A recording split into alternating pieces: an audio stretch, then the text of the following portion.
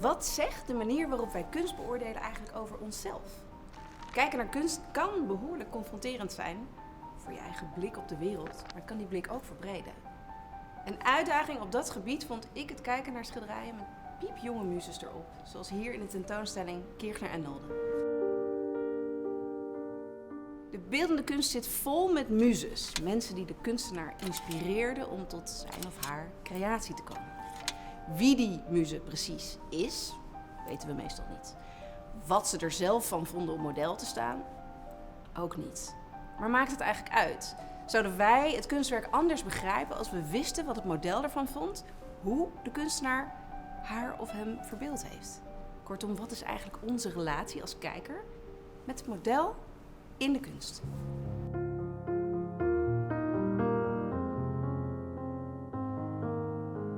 In een interessant artikel op Hard Hoofd roept kunstenaar Vivian McGillivray de vraag op: wat vond Mona Lisa zelf eigenlijk van het model zitten?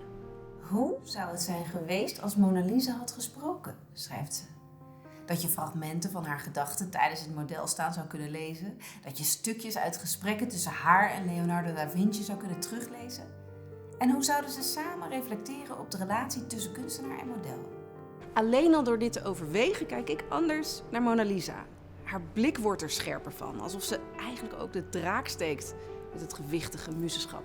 McGillivray gaat vervolgens het experiment aan door zelf model te zitten voor de Nederlandse schilder Sam Drucker. En dat te beschrijven. Het levert veel inzicht op over kramp in de benen door poseren, maar ook over wederzijds blootgeven en kwetsbaarheid. Maar lang niet iedereen is er zo positief over. Schrijver Toby Lakmaker, voorheen bekend als Sophie Lakmaker, was de muze van een Nederlandse schrijver. En daar had Toby duidelijk niet zelf om gevraagd. In het boek De geschiedenis van mijn seksualiteit laat hij weten wat hij daarvan vond. Maar het kon me geen barst schelen, snap je, dat hij zulke slechte boeken schreef. Ik vond het gewoon gezellig met hem.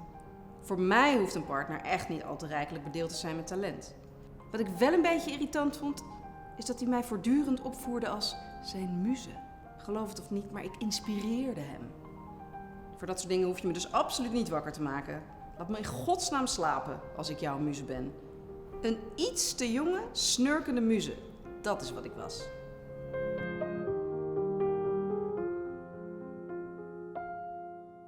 Als je je bij het kijken soms ook verplaatst in degene die is afgebeeld, dan kan dat helpen om meer begrip voor het kunstwerk te krijgen. Maar hoe werkt dat als de afgebeelde muze zo jong is dat je onmogelijk kunt zeggen dat ze de gevolgen van het modelstaan kan overzien? Heeft dat invloed op onze blik? Kirchner en ook Nolde hebben heel veel mensen verbeeld en van lang niet al die mensen is de naam nog bekend. Het zijn natuurlijk ook geen portretten. Deze schilderijen doen geen moeite om de ziel of het karakter of het beroep van die mensen in beeld te brengen. Eigenlijk worden de modellen gekneed naar wat de kunstenaar wil dat ze zijn. Er vindt dus een soort transformatie plaats van mens naar kunstwerk. Maar het zijn natuurlijk wel echte mensen die zijn verbeeld. En soms hele jonge. En hoe kunnen we daar naar kijken?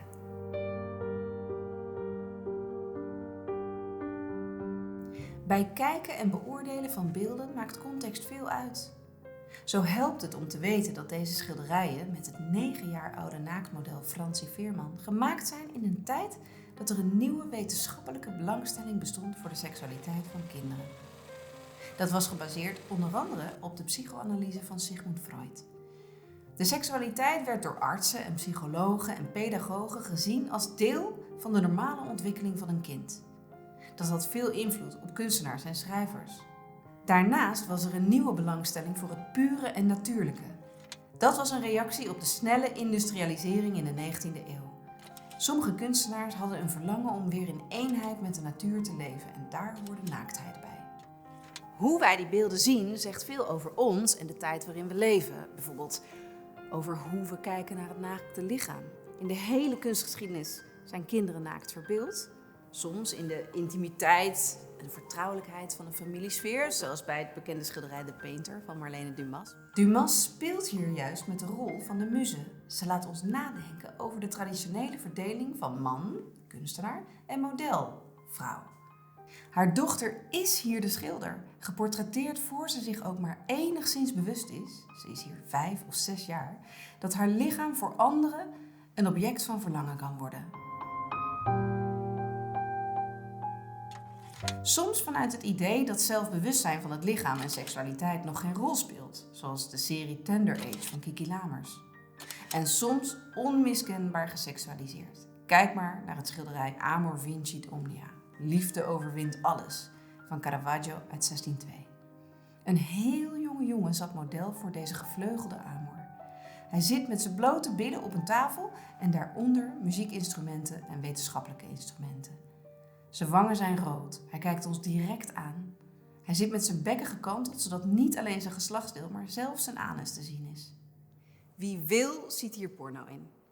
Als je eenmaal bedenkt hoe een pedoseksueel zou kunnen kijken naar dit beeld, dan roept dat weerzin op. En toch is het een prachtig schilderij, een illusie in verf van een liefdesgod. En niemand weet wie het kind was dat model stond.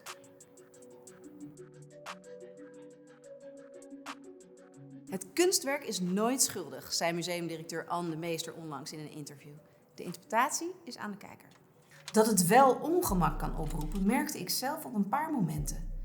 Ten eerste met een foto uit de muziekwereld. Toen ik opgroeide was ik fan van R&B-zangeres Aaliyah. Ik stelde geen enkele vraag toen ze het vette nummer Agent Nothing But A Number zong.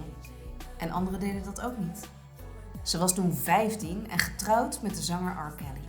Hij was 27 en ik herinner me een foto van hun twee die toen veel mensen kenden. Aaliyah met opgetrokken knietjes naast R. Kelly, die recht en naar voren bewegend in de camera kijkt. R. Kelly is onlangs veroordeeld voor misbruik en vrouwenhandel. Toch heeft het ook bij mij heel lang geduurd voordat het kwartje viel dat er iets niet oké was aan die foto. En als ik er nu naar kijk, dan denk ik, hoe kan dat? Dat ik iets wel gezien heb, maar niet op waarde heb geschat.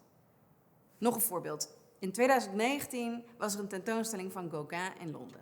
Uitgebreid onderzoek was er gedaan en de makers waren voor het eerst bij een tentoonstelling van Gauguins werk duidelijk over de situatie waarin veel van zijn werk is ontstaan.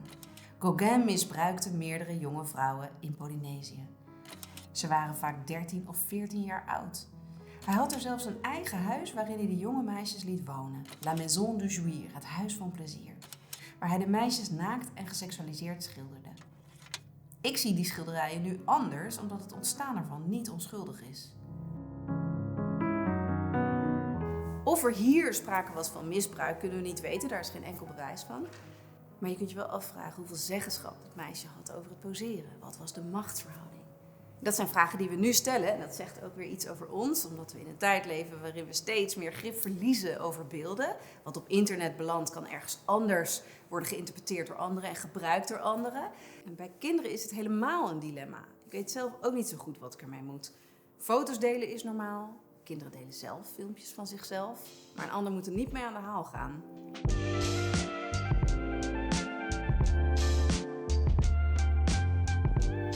Dit zijn de vragen van onze tijd, zoals elke tijd zijn eigen dilemma's heeft. En kunst kan ons helpen om die vragen te bestuderen. Zoals gezegd, het kunstwerk zelf is nooit schuldig, evenmin als het idee van de muze schuldig is. Elke generatie zal er op zijn eigen manier weer betekenis en invulling aan geven.